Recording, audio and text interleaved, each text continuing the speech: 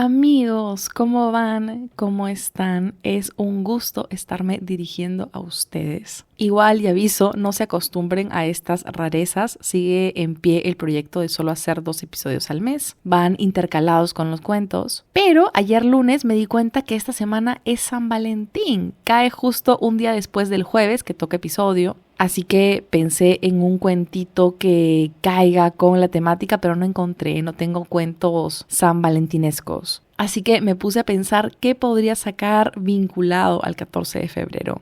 Hace tiempo se me ocurrió armar un episodio titulado A todos los chicos que conocí en Bumble, y por cada individuo les iba a hablar de diferentes personajes literarios. Tengo ya un par de anécdotas escogidas que son muy divertidas, estoy segura que les va a gustar, pero la verdad es que me falta todavía mucho material. Yo no salgo nunca con nadie, tengo que ponerme de misión armar este episodio, de hecho, para volver a la app. Soy un desastre, pero igual saludos al último chico que conocí por ahí, que es lo máximo y espero que me esté escuchando. Un abrazo para José Miguel, que yo lo conocí en diciembre y desde entonces no he vuelto a interactuar por la aplicación. Les diría que ni entro, pero es mentira porque soy fan de entrar, ver perfiles y burlarme de los hombres, pero bueno.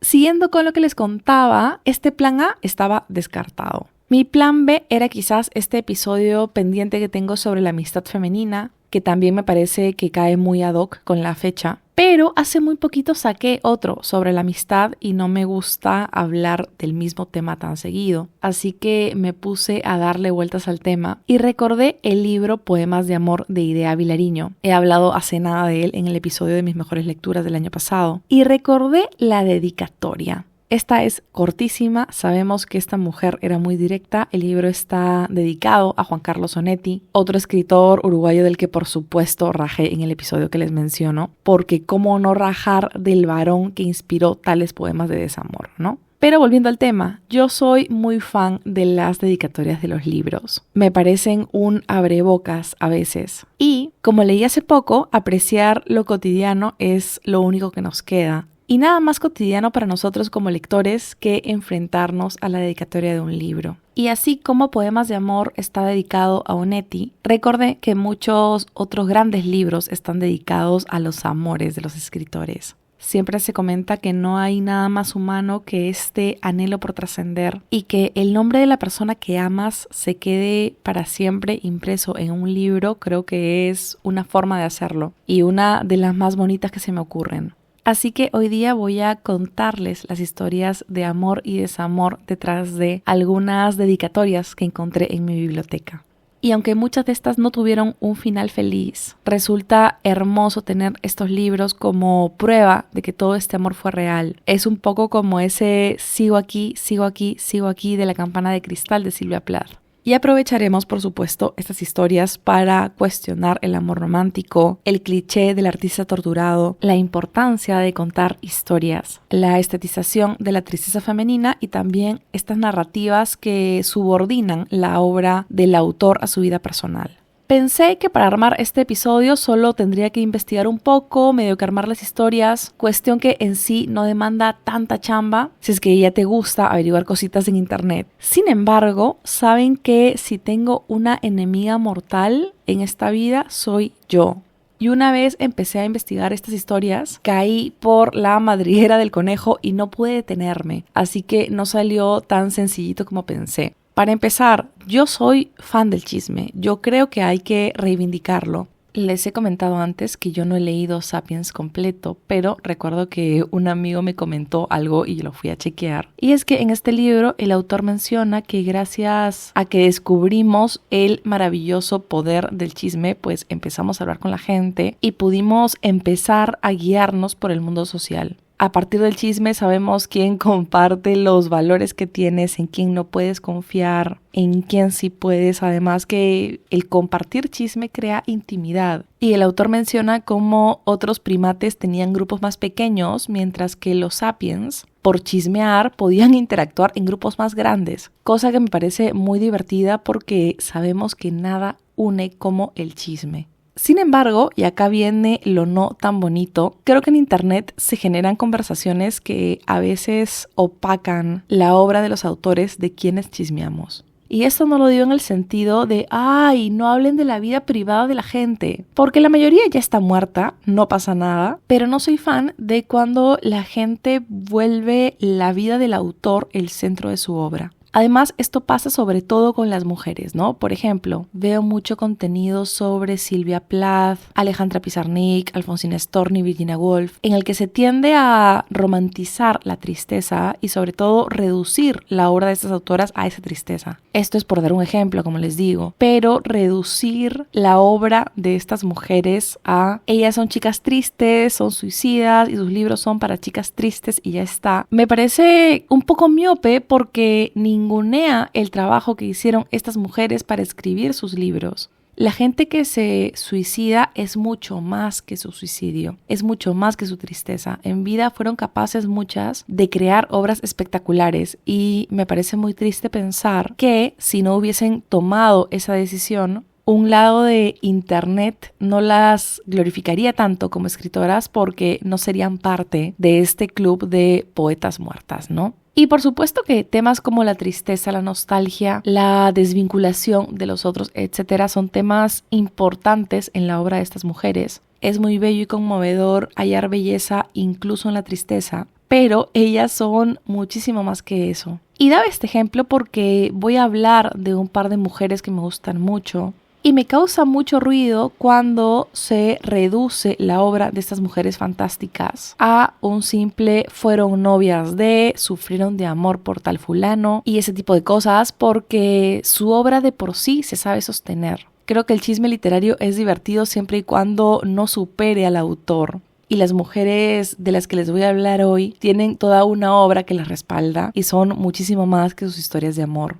Y dicho todo esto, creo que puede ser muy divertido hablar de los entretelones detrás de algunos escritores y sus libros. Esto no tanto como para nublar u opacar su obra, sino para tener un poco de contexto y sencillamente saciar nuestras ansias de chisme.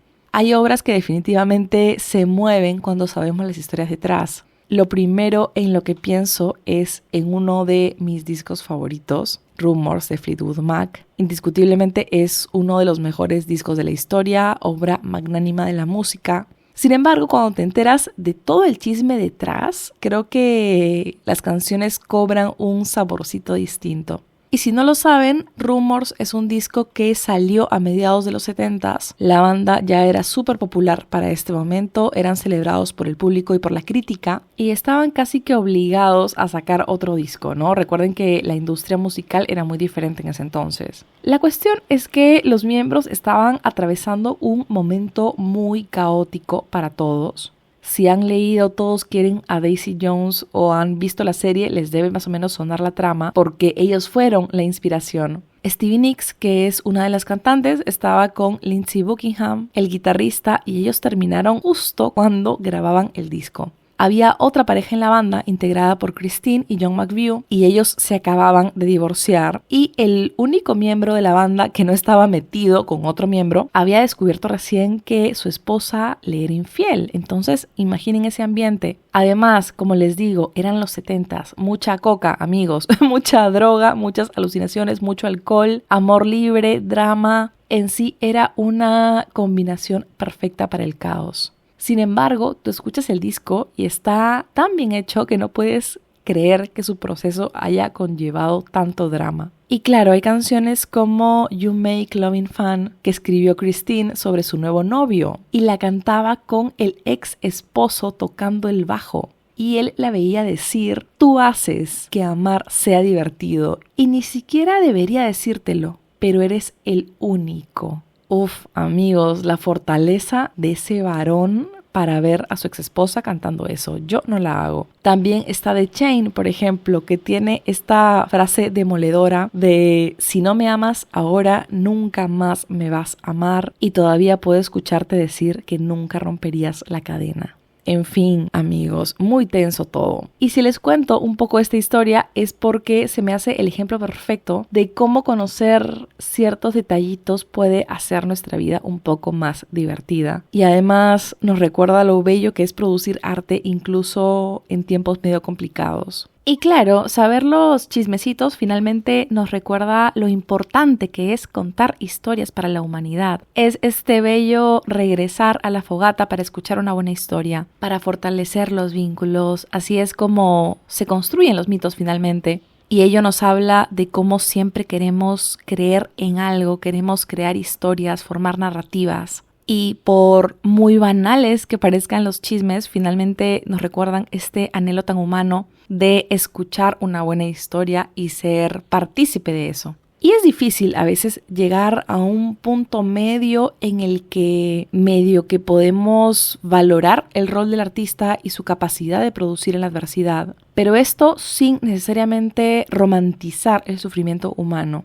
Hay quienes piensan que es necesario sufrir para ser buen artista. Yo hace años llevé un taller de literatura en el que el profesor comentaba mucho que se debía escribir desde la herida, escribir desde el dolor para producir ficciones que valgan la pena, cosa en la que yo no coincido personalmente. Y esta idea del artista torturado nace en el romanticismo. Estamos hablando de finales del siglo XVIII, inicios del XIX, que es cuando prevalecían los sentimientos al sentido. Que viva la intensidad, que viva la pasión. Entonces, el orden natural era que esta emoción llevara a la gente a vincular mucho el sufrimiento humano con los artistas. Y prevaleció la idea de que para crear buen arte tenías que sufrir. Y la verdad es que todos hemos venido a sufrir definitivamente en escalas diferentes, pero todos tenemos nuestros monstruos, nuestros traumas. Como les digo, yo soy cero partidaria de esta idea de que el mejor artista es el que más ha sufrido, porque nuestra humanidad y quiénes somos no necesariamente se refleja en lo que creamos, pero en fin, es una conversación interesante y que creo que cobra relevancia en un mundo movido por algoritmos y tendencias que sí romantizan la tristeza o el sufrimiento. Pero en fin, yo armé este episodio con la intención de chismear y a la hora de la hora salen un montón de cositas que me interesan, pido perdón.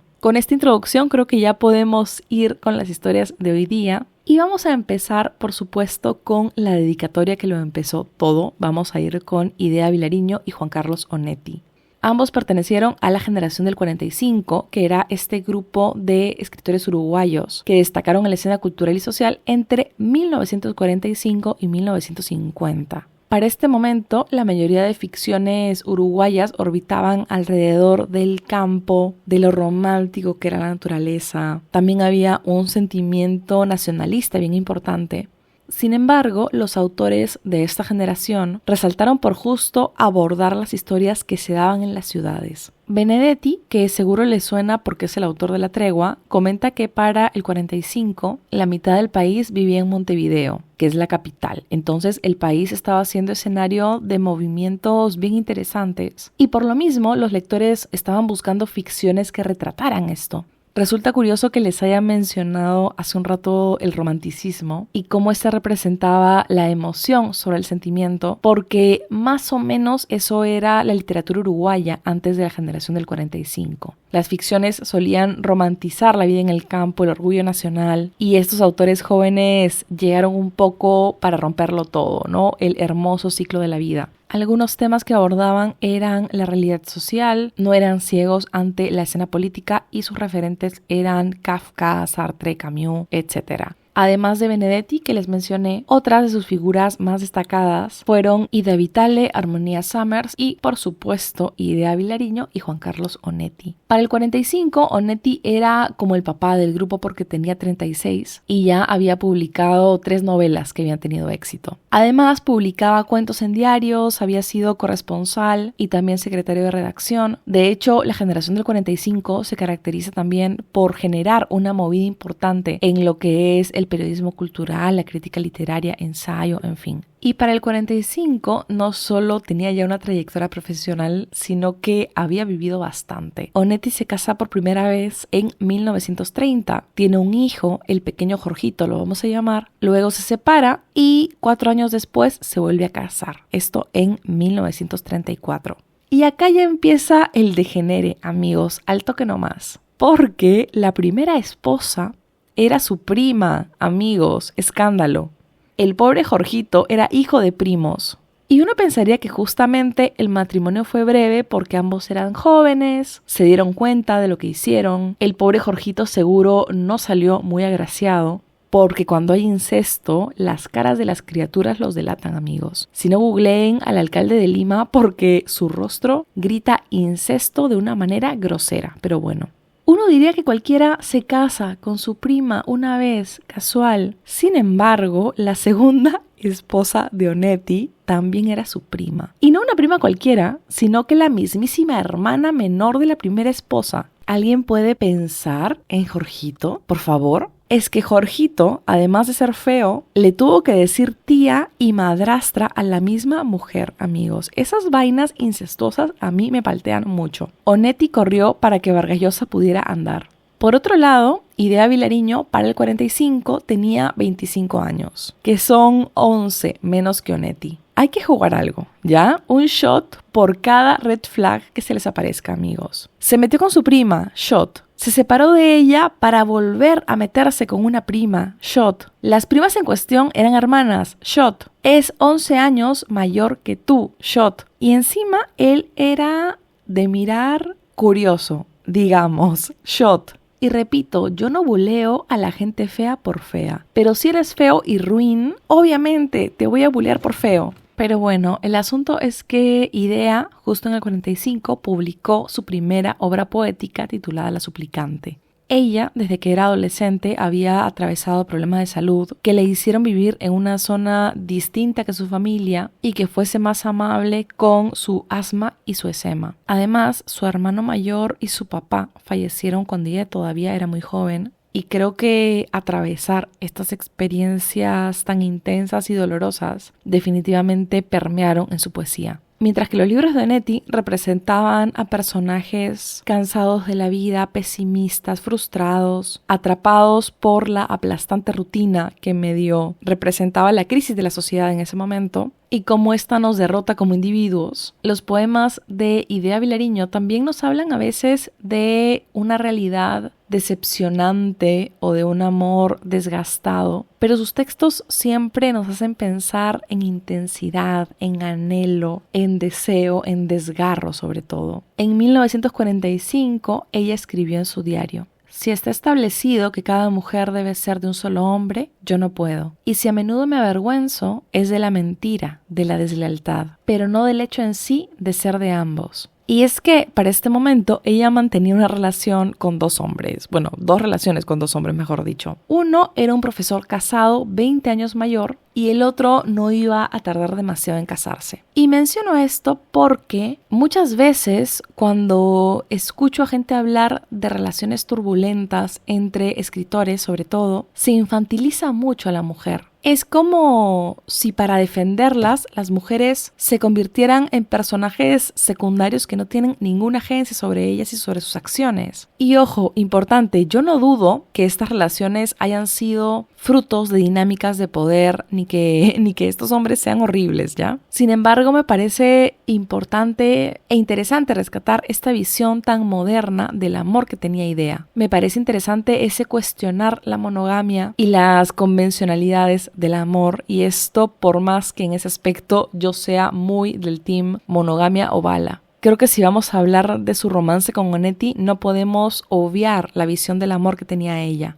Ambos se conocen aprox en 1950. Vi una entrevista en la que ella no recuerda el año con exactitud, pero de lo que sí se acuerda es que este encuentro fue en una reunión de la revista Número en la que había varios intelectuales, y de hecho en otra entrevista menciona: la década del 50 es fundamental para mí. Empieza la enseñanza, la militancia política y me enamoro de Onetti. Para este momento, el buen Juan Carlos estaba con su tercera esposa, de talle no menor, y a partir de este encuentro ellos se vuelven amigos de correspondencia, porque él vivió en Buenos Aires hasta el 55. Fijo, la esposa de Onetti conocía a Idea como la amiguita, pero en realidad en esta época era muy normal cartearse con otros escritores, con otros intelectuales. Esta práctica tan bonita siento que llegó a su fin con el internet. porque no hay libros con chats de WhatsApp. Ahora todo es muy instantáneo. Mientras que antes tenías que realmente armar tu cartita, coserla con tiempo hasta poder mandarla. Luego era todo un trámite hasta que el otro la recibiera. Y no sé, había toda una mística que se ha perdido, pero hemos ganado los stickers de WhatsApp.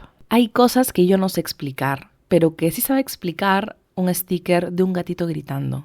Y eso me parece hermoso, me parece evolución del lenguaje. Así que bueno, no pasa nada. Volviendo a la pareja. Sobre el día que ambos se conocen, ella escribe: estaba seduciéndome a fondo con lo mejor de sí mismo, y tanto que yo me quedé convencida de que aquello era la séptima maravilla. Esa misma noche me enamoré de él. Me enamoré.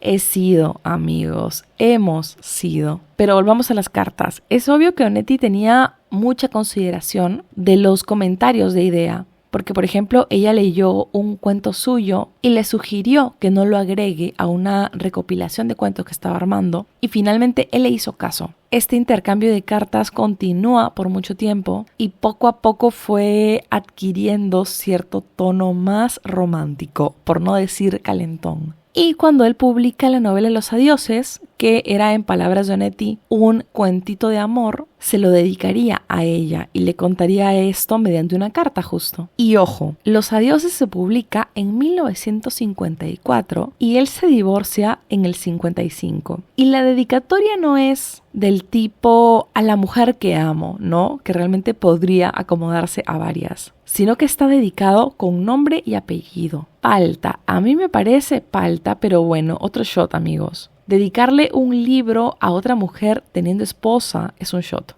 Sobre todo este tiempo en el que no se vieron, ella en una carta a un amigo escribe: pienso ir a Buenos Aires en septiembre, pero sin ver necesariamente a Onetti. Es decir, quisiera verlo, porque me lo olvido de una manera desesperante. Alcanzaría con pasar apenas por Tacuarí 173, cuando él entra o sale, pero tal vez ni vaya. Cuando él regresa a Uruguay, esto en el 55, la relación tóxica ya sube de intensidad, es otro nivel. Él iba a verla y ellos se peleaban, se amaban, se encerraban juntos, luego discutían y se iban. En un par de fuentes vi que él le propuso que se casaran, pero no estoy tan segura porque esta info se contradice con otras. Y tampoco es que haya encontrado una carta en sí de Idea que haga mención a esta supuesta propuesta de matrimonio. Pero algunos añaden que fue ella quien rechazó la idea porque no creía en los convencionalismos del matrimonio. Y esto va muy en línea de lo que les compartí de su diario al inicio del episodio,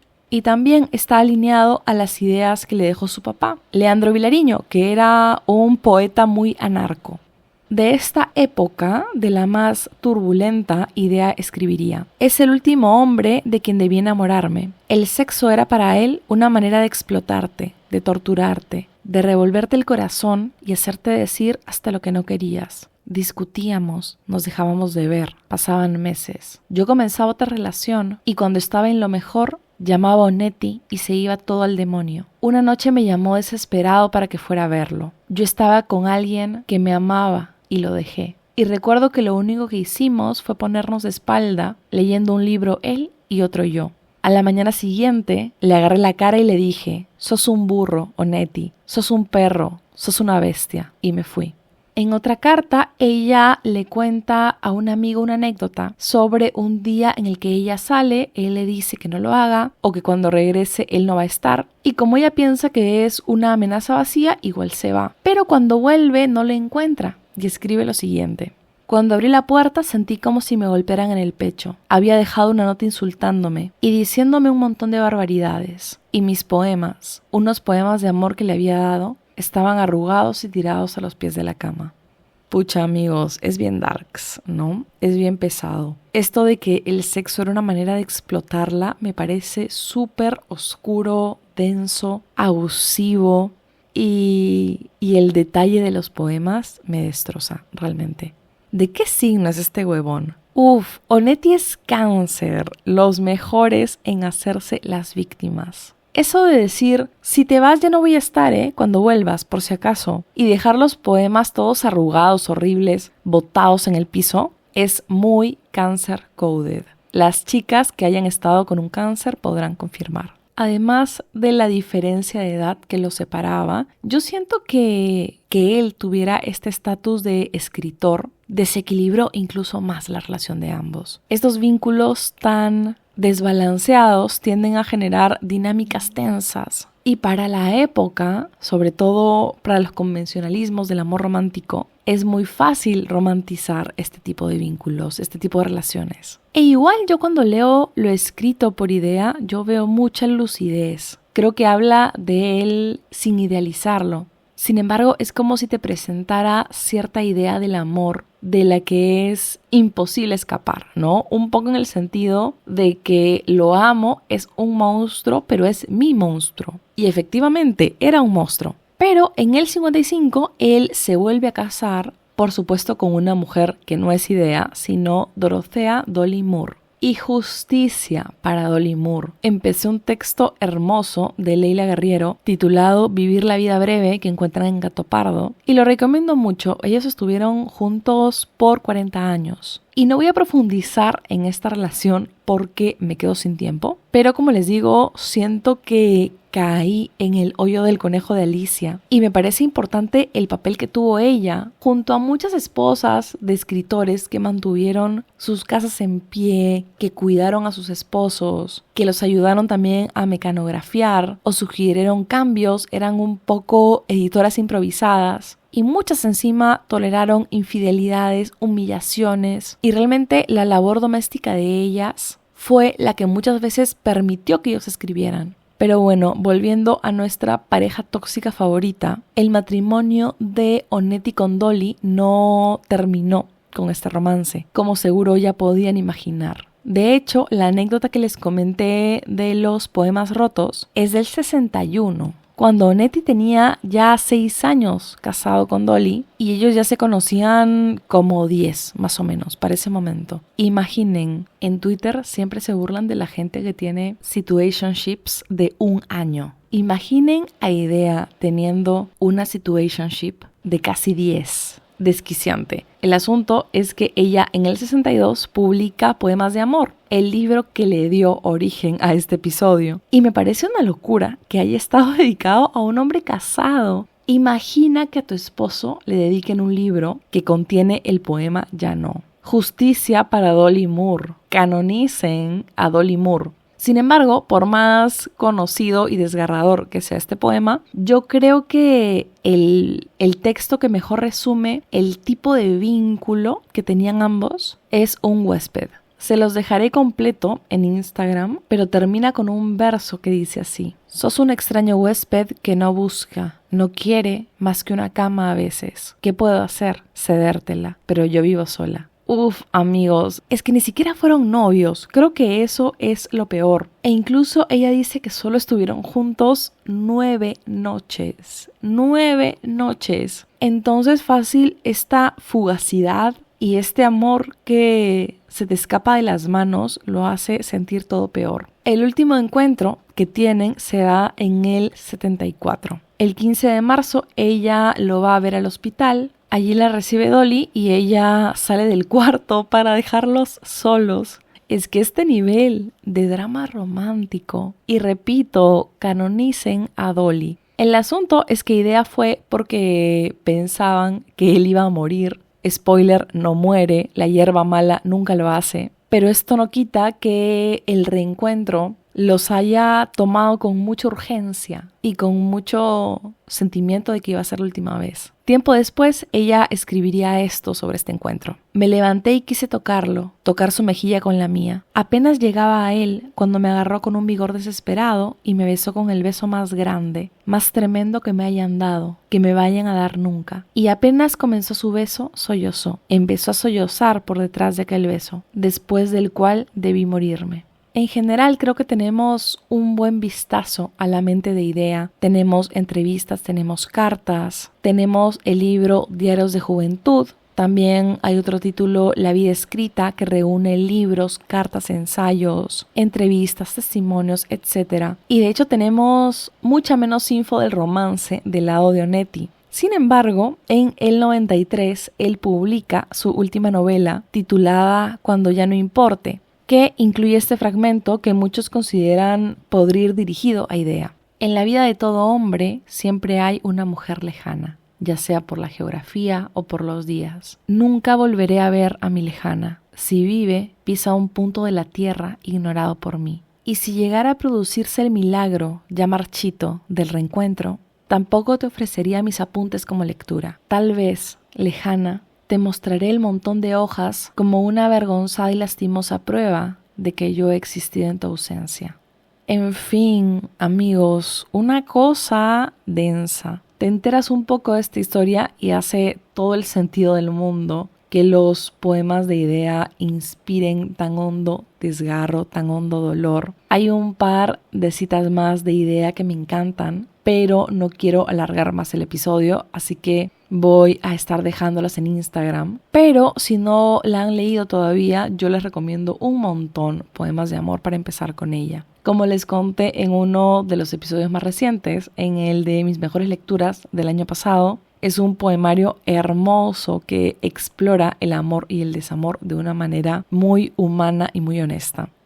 Y otro libro que he recomendado muchísimo en el podcast, y más que recomendado lo he referenciado, es El Gran Gatsby, sobre todo por esta imagen bellísima de la luz verde a través del agua. Y la dedicatoria de este libro dice: otra vez para Zelda. Y creo que ya es hora de contarles el verdadero motivo de este episodio, y es hablar del vil plagio que cometió el señor Fitzgerald con su fabulosa esposa. En este episodio me declaro una vez más misándrica y deseo el fin de los hombres, estoy harta. Y me encanta de hecho que el título del episodio vaya a ser algo como las historias de amor detrás de las dedicatorias, los amores que se esconden en tus libros. Y el contenido es este. Pero bueno, así es la vida, inesperada. Ahora sí, permítanme que les cuente. El 3 de abril de 1920, Francis Scott Fitzgerald y Zelda Sayre se casaron en Nueva York. Él tenía 23, ella 19 y se habían conocido 2 años antes en Alabama. Recuerden que justo ellos se casan en los años 20 y los libros del autor son los más icónicos de esa época. Tienen como escenario los locos años 20 que suenan a jazz, en los que se bailaba Charleston, la moda de las flappers, los rascacielos, en fin. Todo era muy vistoso, muy brillante. Y en la literatura surge la generación perdida, cuyos autores más emblemáticos son Hemingway, Faulkner y, por supuesto, Fitzgerald. Resulta romántico pensar que esta pareja se conoció en una fiesta en un club de campo en Alabama, que es el sur de Estados Unidos, porque irremediablemente la escena nos lleva al Gatsby y a cómo Daisy y el Gatsby se conocen. Sin embargo, en el libro Hemingway contra Fitzgerald, Auge y decadencia de una amistad literaria, el autor menciona que esta relación nace del despecho. Y es que en realidad Fitzgerald se había enamorado de Ginebra King, que era una socialité hermosa y muy rica, tiene su página de Wikipedia y todo, y se la define como una de las Big Four debutantes, cosa que me parece muy divertida. Ella tenía 16 años cuando conoce a Fitzgerald y empieza a cartearse con él, se enamoran locamente. Sin embargo, este romance llega a su abrupto final cuando el padre de Ginebra básicamente dijo: basta de estupideces, mi hija no se va a casar con un muerto de hambre, e hizo que Ginebra se casara con un empresario pudiente, digno de su hija. Esto destroza a Fitzgerald y no solo construye a Daisy Buchanan inspirado en Ginebra, sino que su esposo es también el modelo de Tom Buchanan, quien, para quienes no hayan leído el Gatsby, es quien se casa con Daisy. Resulta muy gracioso pensar que años después Scott le dedicaría a su esposa un libro que tiene como protagonistas a personajes basados en él, en su ex y en el esposo de su ex. Pero en fin, cositas de varones, otro shot. Sobre esta decepción amorosa y el Gatsby, sobre todo, Scott escribe: la idea entera de Gatsby versa en torno a la injusticia que supone que un hombre joven y pobre no pueda casarse con una chica adinerada. Este tema reaparece una y otra vez en mi obra porque sencillamente lo he vivido. Esto quiere decir que Michelle Alexander pudo escribir el Gatsby, pero Scott Fitzgerald no habría podido escribir Mi amor, el guachimán. Igual y me parece un poco graciosa la frase, ¿no?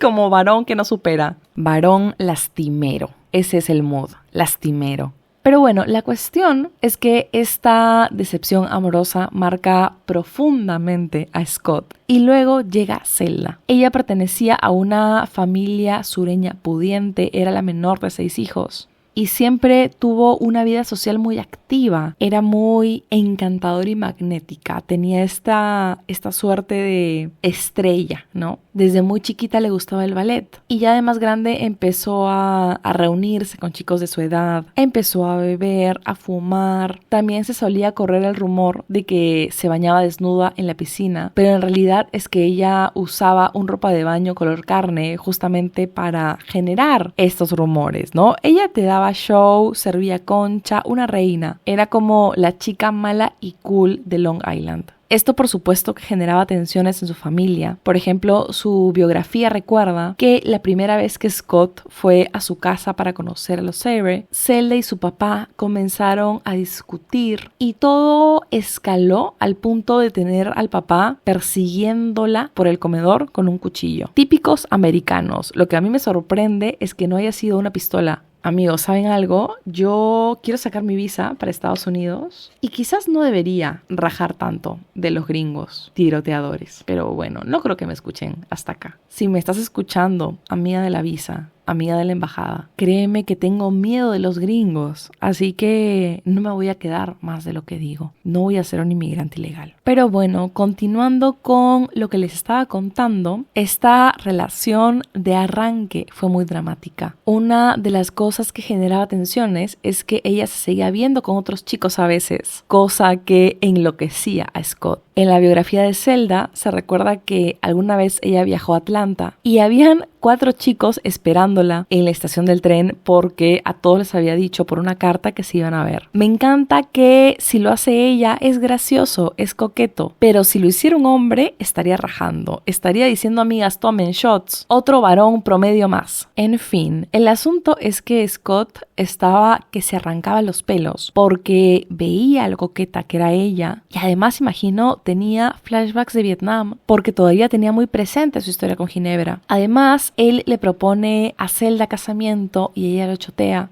En una carta que él le manda a un amigo, Scott confiesa: he hecho todo cuanto he podido y he fracasado. Es una gran tragedia y siento que me quedan escasos motivos para vivir. No, amigos, control Z. Voy a leerlo con voz de varón sufrido. He hecho todo cuanto he podido y he fracasado. Es una gran tragedia y siento que me quedan escasos motivos para vivir. Si no acepta casarse conmigo algún día, nunca me casaré. Extrañaba hacer esa voz. Ha nacido un hada. Y pese a esta choteada, Zelda fue muy clara en decirle que lo amaba. De hecho, como gran gesto de amor, le compartió un vistazo a su diario íntimo. Y Scott, al leer su diario, se quedó maravillado, deslumbrado con la manera de escribir de esta chica que tan loco lo traía. Y esta admiración no quedó ahí, sino que añadió un pasaje de este diario a su novela A este lado del paraíso. Aquí es cuando empieza la apropiación indebida. Siento que compartir tu diario es un ejercicio tremendamente personal, sobre todo para la época, ¿no? Y te coloca en un lugar muy vulnerable. Y utilizar un texto tan íntimo en un libro que ni siquiera va a ser de tu autoría me parece muy atrevido, por decirlo menos. Igual, claro, yo no estuve en ese momento, no tengo idea de cómo fue esta conversación, pero más adelante les voy a compartir algo que nos indica que Zelda no estaba demasiado contenta con esta iniciativa de su esposo. Una vez Scott termina de escribir la novela que les menciono, su editor la publica, le va muy bien y se casa con Zelda. Ella lo acepta una vez tiene estabilidad económica y se convierten en la pareja del momento. Eran jóvenes, eran guapos, exitosos. Ella era ya una conocida socialité. Él vendió 30,000 ejemplares de su primera novela en 8 meses. Todo el mundo estaba hablando de A este lado del paraíso y de la pareja literaria del momento. Eran los Bonnie and Clyde de las letras gringas. Una vez más, tiroteadores. La cosa es que Zelda y Scott eran el alma de todas las fiestas, la pasaban en grande, eran los favoritos de la prensa. Sin embargo, todo este desenfreno sí llegó a resquebrajar un poco su unión, porque eran personas, creo, muy extravagantes. Sus personalidades crecieron demasiado y la convivencia se complicó un poco. Y claro, nuevamente está el tema plagio, ¿no? Así como el Gatsby bebe mucho de la vida real del autor, Scott basaba muchas cosas de sus libros en las cosas que él vivía. Y no solo en lo que él vivía, sino en cómo eran retratadas por su esposa. En un momento, el editor de Scott descubre los diarios de ella y le comenta que los debería publicar. Ella ya era un personaje y estos diarios hubieran despertado mucho interés, además tenían un valor literario. El editor le menciona que están fantásticos. Pero adivinen quién pitió. Así es, Scott desechó esta idea de arranque porque dijo que esos diarios lo inspiraban y quería utilizarlos de nuevo en sus novelas. No hay alguna carta en la que Zelda mencione este tema puntual. Sin embargo, 2 años después, Fitzgerald publica Hermosos y Malditos. Y creo que gracias a esto podemos tener una aproximación a lo que sentía Zelda de todo este asunto. Los pongo en contexto. Después de que el matrimonio tiene a su primera hija, Zelda vuelve a quedar embarazada. Scott apunta en su agenda en esa fecha Zelda y su abortista, nada más. Y el tema en cuestión no vuelve a ser mencionado, el bebé no llega a nacer. Un par de meses después se publica Hermosos y Malditos y el editor borra una subtrama en la que la protagonista abortaba. Una vez el libro está publicado, invitan a Zelda a escribir una reseña en prensa y tal, y ella escribe: me parece que en una página reconocí un fragmento de un diario viejo mío. De hecho, el señor Fitzgerald, me parece que así es como se escribe su nombre, parece creer que el plagio comienza en casa. Por más que no tengamos una carta en la que Zelda sea tajante al respecto, creo que esto nos basta para ver que no es que estuviera demasiado cómoda con la situación. Y esto sobre todo respecto a un tema tan sensible como un aborto. Y además ella no salía acreditada, ¿no? Su nombre solo era la dedicatoria. Es como esta dicotomía de la mujer como musa o como creadora. La mujer no puede ser ambas. Si es una, renuncia a ser la otra. Y es como si la historia hubiese puesto a Zelda del lado de la musa, cuando en realidad sus manos estuvieron detrás de muchos de los pasajes de los libros de Fitzgerald.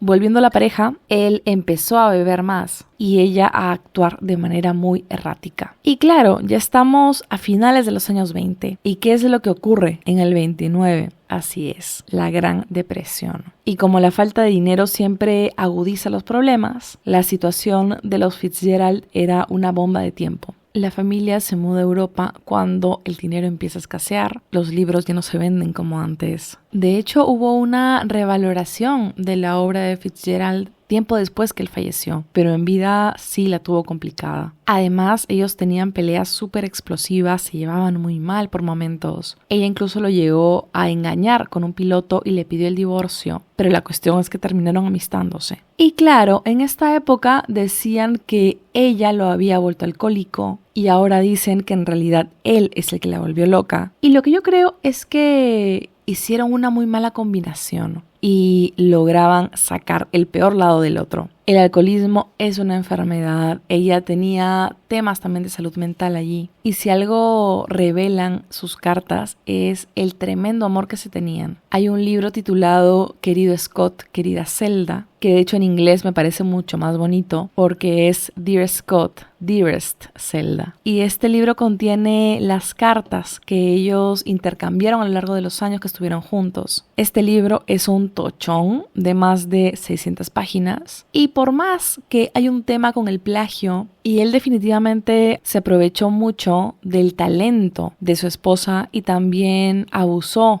de la amabilidad de ella, Esto por decirlo de manera muy light. Yo me considero muy hater de este pata, pero es indudable que se quisieron un montón. Esto lo digo sin romantizar lo problemática que fue la relación, sino más bien en el sentido de que las cosas no son negras o blancas. Por más que en la actualidad seamos fans de catapultar a algunos como mártires y a otros como las peores personas del mundo. Él la admiraba un montón como mujer y como escritora, y esto me genera más pena todavía, porque en la intimidad sí le decía lo increíble que escribía, la animaba a producir más, pero a la hora de respaldar ese talento fuera, prefería sencillamente robar la intimidad de su diario y publicar sus textos como suyos. Y además, por supuesto, esto genera que cuestionemos no solamente cuánto de su obra es producto de Zelda, sino cuántas mujeres habrán pasado lo mismo a lo largo de la historia, de las cuales no tenemos ni idea. En 1930, meses antes de cumplir 30 años, Zelda fue ingresada por primera vez a un sanatorio mental. Ella había tenido intentos de suicidio, tenía alucinaciones, escuchaba voces. El diagnóstico que dieron los doctores fue esquizofrenia, pero en realidad no tenemos cómo saber si era otra enfermedad mental, porque el tema de la salud mental en las mujeres estaba muy poco explorado por la medicina. Ella llegó incluso a ser sometida a terapia de electroshock, y desde que fue ingresada a este sanatorio en el año 30, nunca más pudo recuperar la vida que tenía. 2 años después, mientras está internada en otro sanatorio, escribe su única novela titulada Resérvame el Vals, que estaba por supuesto muy basada en su vida. La protagonista era una chica sureña llamada Alabama, como el estado en el que ella nació, y ella se enamoraba de un artista y se mudaba junto a él a Europa, cosa que también había hecho con Fitzgerald. Y una vez en Europa había retomado su pasión por el ballet, cosa que también había hecho Zelda. Sin embargo, cuando Scott leyó el manuscrito, sugirió muchísimos cambios. La biógrafa de Zelda detalla que él se enojó mucho cuando vio esta primera versión. Y esto porque la novela que él estaba escribiendo, Suave es la noche, tomaba de inspiración el mismo pasaje de la vida de la pareja. E incluso él quería volver a tomar algunos pasajes del diario de Zelda. Y resulta tan frustrante que no podamos tener la versión original de esta novela y que él la haya despojado de la posibilidad de incluso utilizar sus propios diarios. Encima, esta novela era una suerte de salvavidas para ella. Era algo a lo que se pudo aferrar en estos procesos tan traumáticos de salir y volver a entrar a los sanatorios. Al libro de Zelda no le fue especialmente bien. Lo que se publicó fue una versión muy mutilada frente al original, y de hecho ella retomó la escritura para explorar estos ingresos al sanatorio y todo el tema de la salud mental, pero finalmente no logró completar esta novela. En lugar de esto, Scott sí que utilizó un poco de este material para la novela que les menciono, Suave es la noche, que justo presentaba a un matrimonio que había tenido mucho éxito y que ahora se encontraba atravesando una crisis debido al alcoholismo del esposo y los problemas mentales de la esposa. En este libro, Fitzgerald utiliza cartas que Zelda le escribió desde los sanatorios e incluso copió tal cual el diagnóstico que le dieron a Zelda. Respecto a todo este tema, ella confesó: me sentí un poco molesta. Lo que me enojó fue que hizo que la chica fuera tan horrible y que él siguiese reiterando cómo ella le había arruinado la vida a él. No pude evitar identificarme con ella porque tenía muchas de mis experiencias. Fue una distorsión cronológica y supongo que uno tiene derecho a hacerlo en una creación artística. Pero, en general, no creo que sea cierto. No creo que sea realmente lo que sucedió. Y claro, usar los diarios de ella ya estaba mal, pero hacerlo con temas tan sensibles, tan íntimos y en un momento tan complicado resulta ya una bajeza absoluta. Cuando les empieza a ir mal económicamente, Zelda escribe un par de cuentos y uno se vende, pero firmado por su esposo. Él supuestamente lo había editado y había como que medio cerrado el final, pero claro, Zelda hacía lo mismo con la obra de él y ella no lo firmaba, nunca lo firmaba. Supuestamente lo firmó Scott porque les iban a pagar más, cosa que la verdad no dudo, pero creo que les hubieran pagado lo mismo si es que la autoría se atribuía a los dos.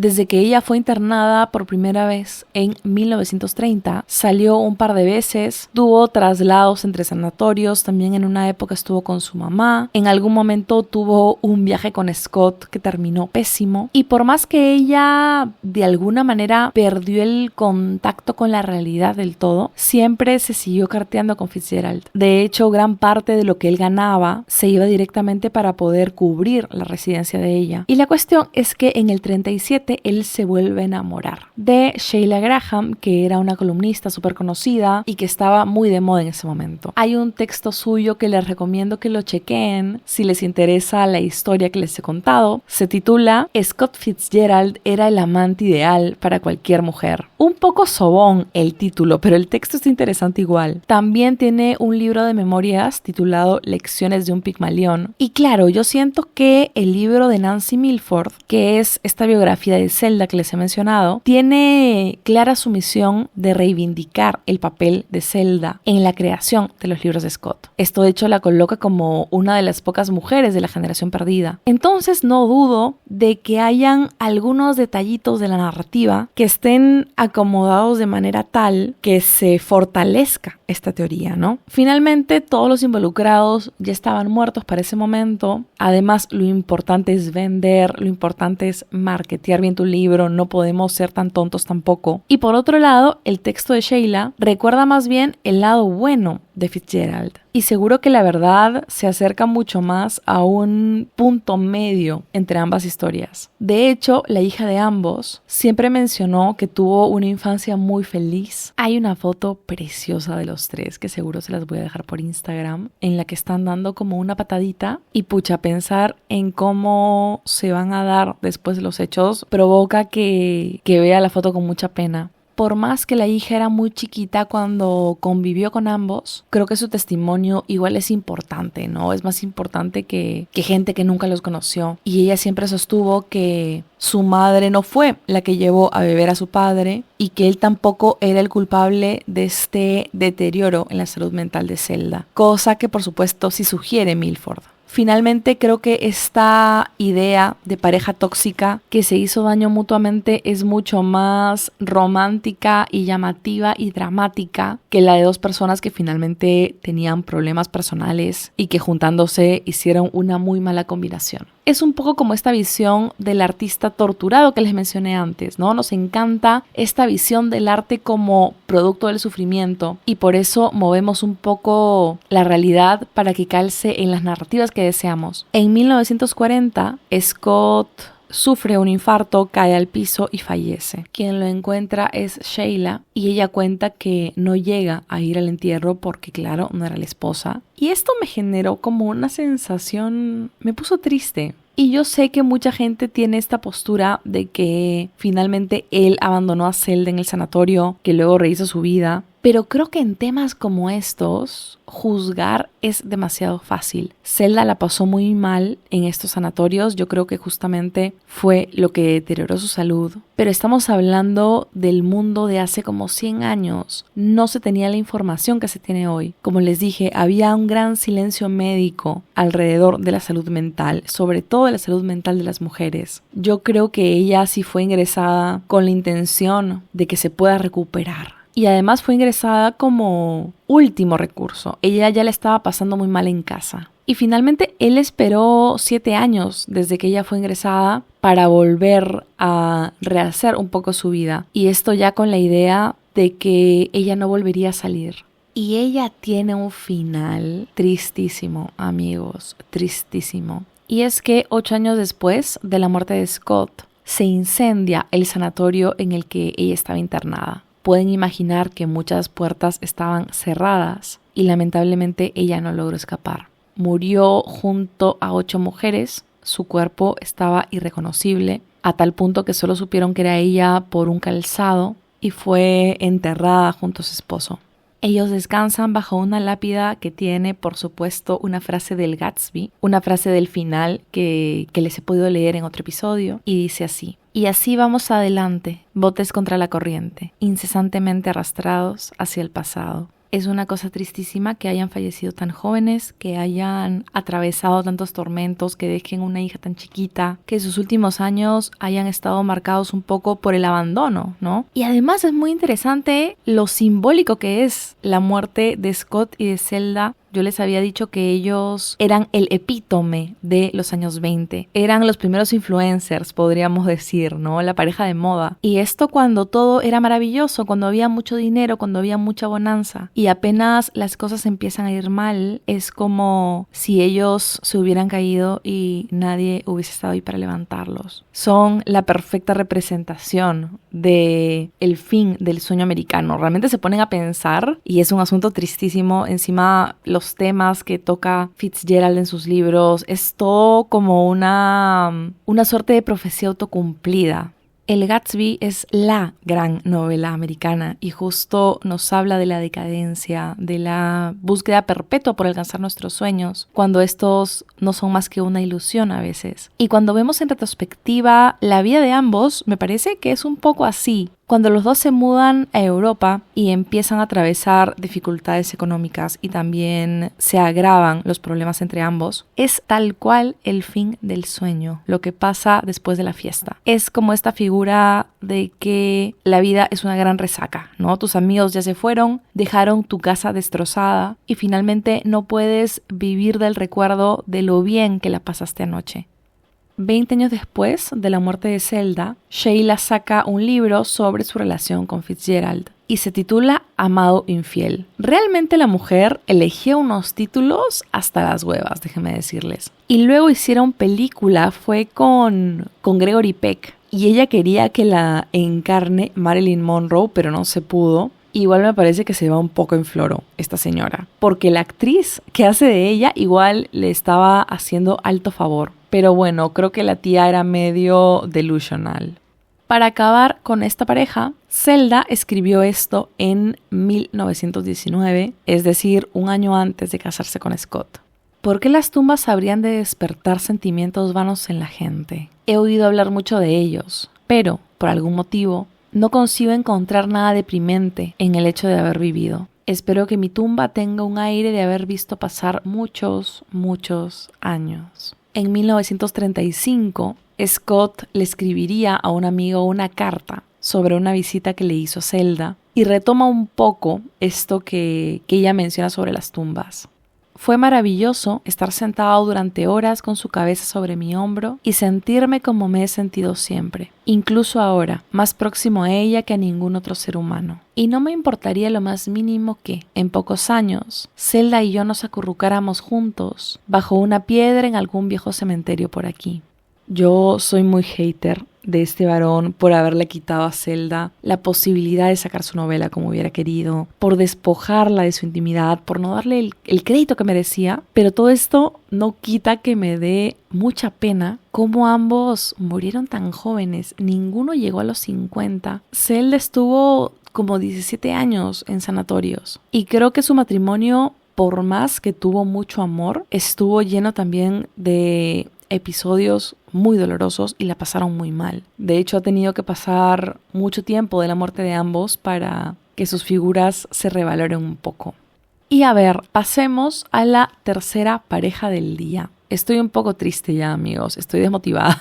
Mucho sufrimiento humano. Yo y mis ideas de San Valentín, ¿no? Hay que hablar de gente que fue muy miserable. Y se amó, pero fue muy miserable. Pero bueno, les cuento. En mi biblioteca yo tengo un par de libros de Virginia Woolf. Tengo una habitación propia, tengo Flush, tengo Horas en una biblioteca y Orlando. Y me puse a ver las dedicatorias pensando encontrar una a Leonard, que fue su esposo. Porque hace años me acuerdo que leí la carta de suicidio que le deja a él y me pareció uno de los textos más desgarradores y hermosos que había leído en toda mi vida. Me marcó un montón. Y esta carta está justamente dirigida a él. Sin embargo, el primer libro que abrí fue Orlando y decidí quedarme con esta dedicatoria porque esconde una historia de amor que me parece tremendamente hermosa también y es la de Virginia Woolf con Vita Sackville-West.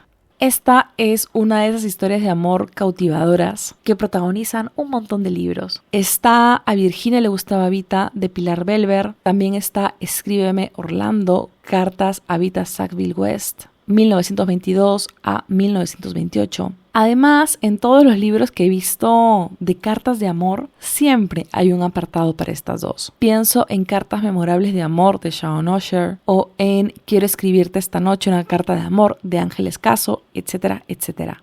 Virginia Woolf es de esas autoras que ni siquiera necesita presentación. Nació en 1882 y para 1922 ya había publicado sus novelas Fin de viaje, Noche y día y El cuarto de Jacob.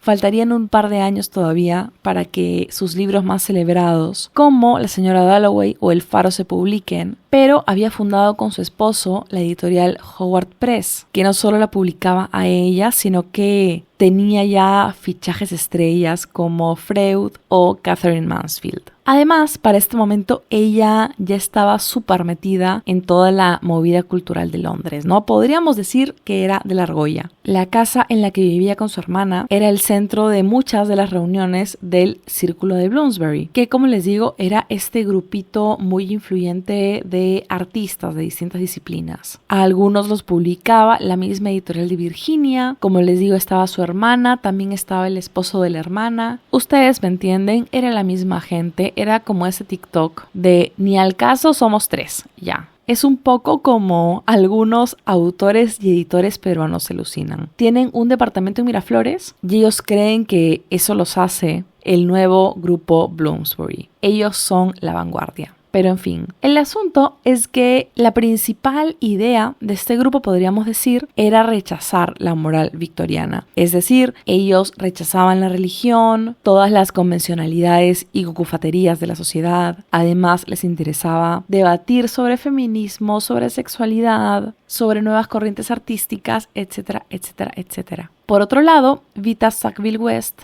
también había publicado 2 novelas y un poemario. Era una mujer de alta sociedad y su esposo era el político y escritor Harold Nicolson. Ellos se habían casado muy jóvenes, cuando ella tenía 21 y él 27, y constituían, creo yo, un matrimonio muy moderno. Era un matrimonio abierto y tanto él estaba con otros hombres como ella con otras mujeres. Y además, medio que todos se conocían, era un torteo así entre amigos, una cosa muy de clase alta. En todo lado hacen lo mismo. Este matrimonio se mantuvo junto hasta la muerte de Vita en el 62 y pareciera que una clave de la felicidad para ellos era justamente la honestidad, porque si a alguno le interesaba alguien más, pues se lo contaba al otro y eran amigos, lo metían al grupo y todo bien. De hecho, el día que Vita conoció a Virginia, le escribió lo siguiente a su marido: adoro a Virginia Woolf y tú también lo harás. Caerías rendido ante su encanto y personalidad. La señora Woolf es tan simple, da la impresión de algo grande. Ella es completamente natural, no hay adornos externos. Se viste bastante atrozmente. Al principio crees que es sencilla, entonces una especie de belleza espiritual se te impone y encuentras una fascinación observándola. Ella es a la vez desapegada y humana. Se mantiene en silencio hasta que quiere decir algo y entonces lo dice supremamente bien.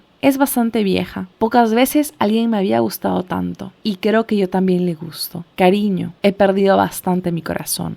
Ellas apenas se conocieron, congeniaron muy bien. Este encuentro fue en una fiesta. Virginia tenía 40 años y Vita 30. Y ambas hicieron bonding, creo, por ser pobres chicas ricas, en el sentido que tenían los típicos problemas de chicas ricas, ¿no? De chicas de familias adineradas, que los papás las ignoraban, que habían crecido sintiéndose solas y tal. Nada como el trauma de la infancia femenina para hacer bonding. Es una cosa espectacular. Si les ha pasado, lo van a entender. Y si las parejas anteriores de las que les hablé se caracterizaron por, creo yo, sacar el peor lado del otro, con Vita y Virginia pasa todo lo contrario.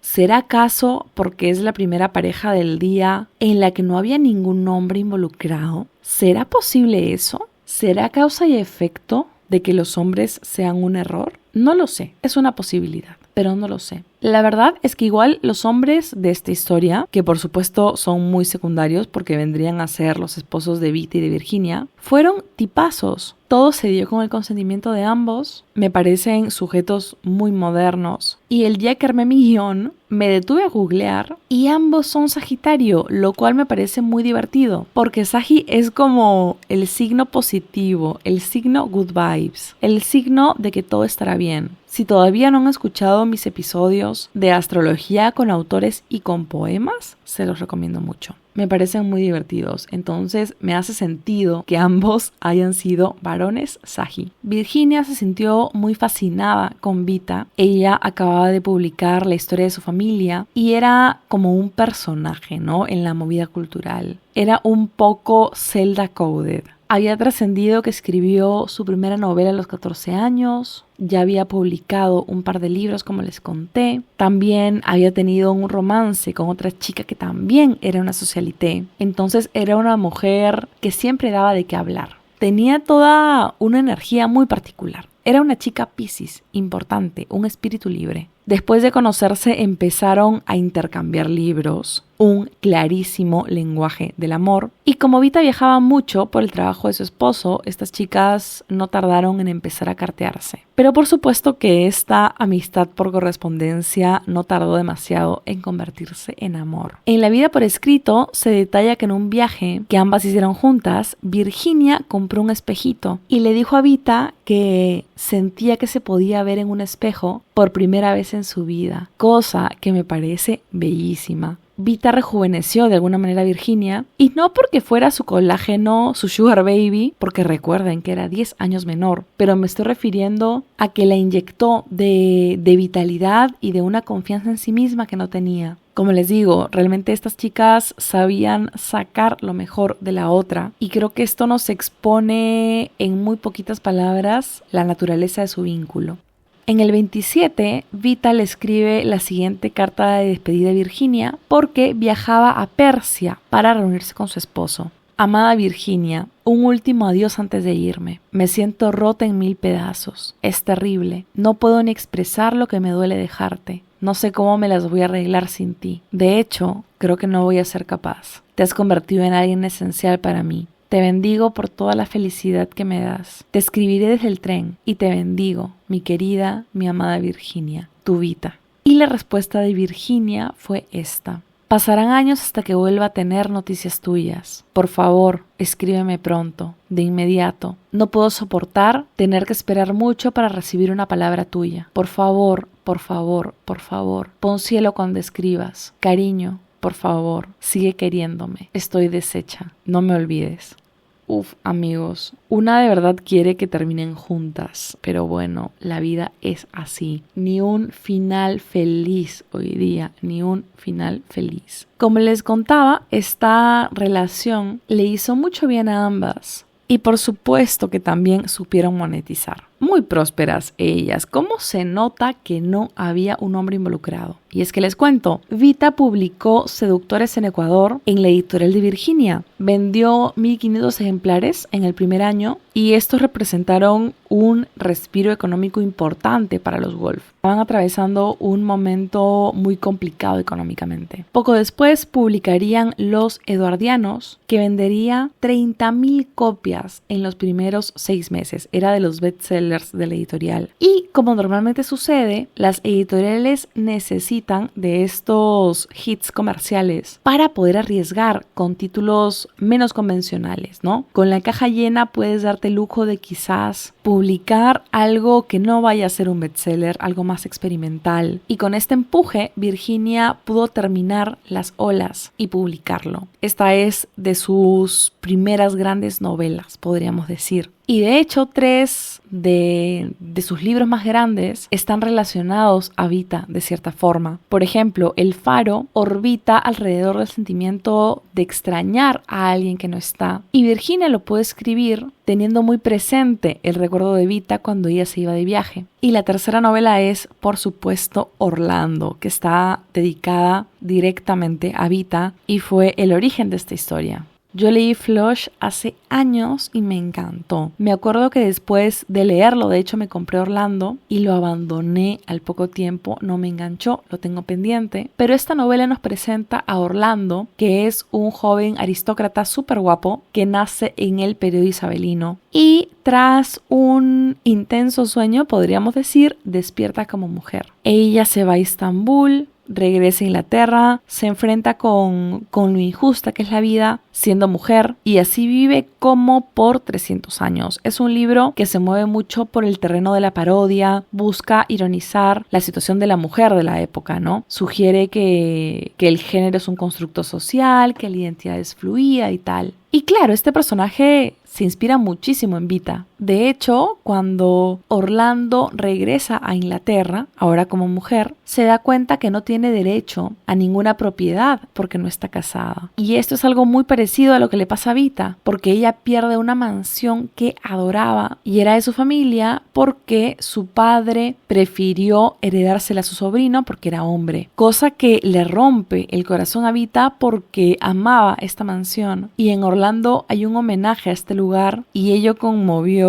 enormemente a Vita. De acuerdo al libro, quiero escribirte esta noche una carta de amor. Este libro que supuso, ¿no?, este gran gesto de amor inmenso, fue de alguna manera también el quiebre de la relación de ambas, en el sentido que al parecer Vita no correspondía los sentimientos de Virginia con la misma intensidad y se sintió un poco abrumada con tal gesto de amor. Además, también se enamoró de otra mujer. Finalmente, este era un vínculo muy libre y estaba abierto a que sucedan este tipo de cosas. Además, Vita se mudó con Harold a un castillo casi en ruinas que ambos reformaron para curar un poco el corazón roto de Vita por la mansión que les comenté. Ambos adoraban hacer jardines. Me parece una gran actividad de amor hacer jardines. Y el jardín de este castillo es de los más bellos de Inglaterra, incluso hasta el día de hoy. Sin embargo, pese a la distancia, Vita y Virginia supieron mantenerse como amigas y amigas bastante cercanas hasta el suicidio de Virginia. Ella se dirigió al río Ouse con piedras en los bolsillos y se ahogó. Esto además en el marco de la Segunda Guerra Mundial, que había quebrado mucho el espíritu pacifista de la autora. Además, por supuesto que ella siempre había lidiado con temas de depresión, con temas de salud mental. Fue como la tormenta perfecta en el peor de los casos. Para este momento, Virginia tenía 59 años y Vita 49. En una carta, Vita le confiesa esto a su esposo. Sigo pensando que hubiera podido salvarla si hubiera estado allí y hubiese podido comprender cómo se estaba hundiendo en su mente. Y esta duda es una que seguro debió atormentarla por mucho tiempo. Pero siquiera nos quedamos con Orlando como un testimonio de un amor tan bonito, tan pasional. Y el mismo hijo de Vita lo llamó la más larga y hermosa carta de amor en la literatura. Duró muy poquito la felicidad en el podcast, ¿no? Duró muy poco, amigos. Bien deprimente el final de las parejas de mi biblioteca, la verdad. Y por último, quiero compartirles un bonus track, porque en realidad no es una dedicatoria del libro, sino es todo un libro en sí. Y seré mucho más breve porque es solo una recomendación para terminar con una nota positiva. En 1982, Carol Dunlop y Julio Cortázar se embarcaron en un viaje de autopista. Tenían una combi Volkswagen roja a la que llamaban Fafner, el dragón y un sueño. Ir de París a Marsella por la autopista del sur. Este recorrido suponía unos 800 kilómetros, que es aprox de Lima a Lambayeque, un recorrido que deberías hacer como en 10 horas, tomando en cuenta sobre todo el terreno de esta autopista. Sin embargo, a la pareja le tomó 33 días culminar este recorrido. Y esto porque justamente se trataba de una aventura. Ellos querían entretenerse en todos los paraderos. Se subían al carro, avanzaban 10 minutos, se detenían y listo, a dormir.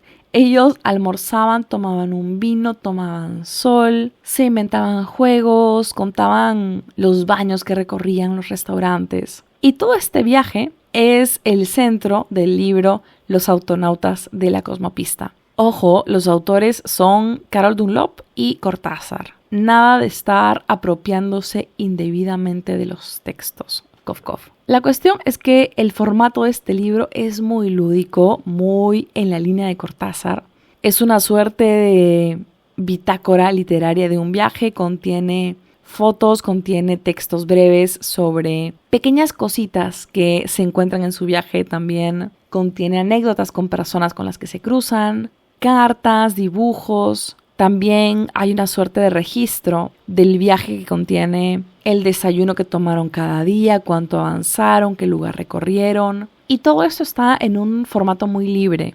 Yo tengo este libro desde 2018, creo. Siempre he hojeado pequeños pasajitos del viaje. Y fue de los primeros en los que pensé cuando estaba armando este episodio. Les juro que al inicio no pintaba para hacer un episodio tan deprimente. Una cosa que me encanta con locura y pasión de este libro es que todo el tiempo él llama a Carol Osita y ella lo llama Lobo. Y no sé, cuando se toman fotos, él pone, la osita está comiendo un helado de pistacho. Y me da tanta ternura, moriría por la ternura. Es una cosa muy divertida y muy dulce y bien ridícula también, como el amor nos vuelve cursis y nos quita la vergüenza, ¿no? Creamos un lenguaje muy íntimo con la otra persona y es muy tierno como ellos no tienen tapujos en mostrarse de esta forma, incluso ante los extraños que somos los lectores. Además, ambos son muy inocentes, muy juguetones. Es muy bonita esta idea de poder ser un niño con la persona que amas. Y creo que ellos serán la encarnación de este ideal. Es un libro cargado de amor y además Marsella de hecho juega con esta figura de Ítaca de la que les hablé en el episodio pasado, ¿no? De cómo un lugar representa los sueños y lo importante que es disfrutar de la travesía mientras dura. Y así hayan sido solo 33 días, este libro vuelve eterno el viaje de amor del lobo y la osita.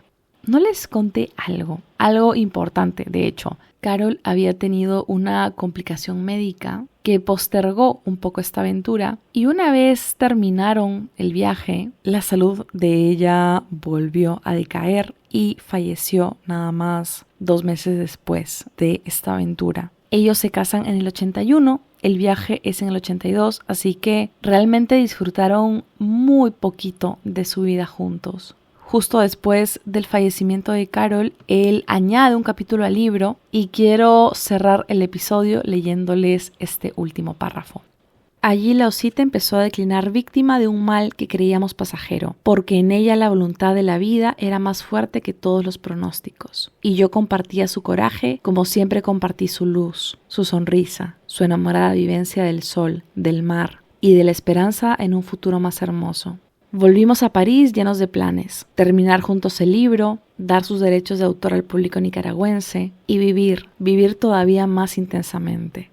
Siguieron 2 meses que nuestros amigos llenaron de cariño, 2 meses en que rodeamos a la osita de ternura y en que ella nos dio cada vez ese valor que nos iba abandonando. La vi emprender su viaje solitario, donde yo no podía ya acompañarla, y el 2 de noviembre se me fue de entre las manos como un hilito de agua, sin aceptar que los demonios dijeran la última palabra, ella que tanto los había desafiado y combatido en estas páginas.